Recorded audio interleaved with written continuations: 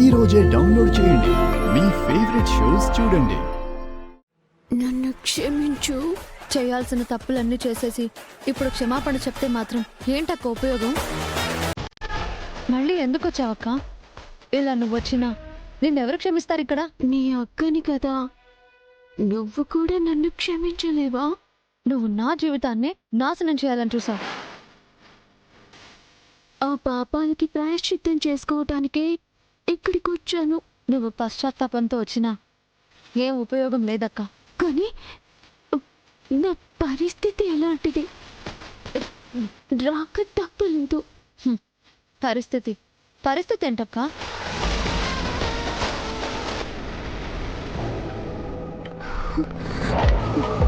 నేను ప్రెగ్నెంట్ని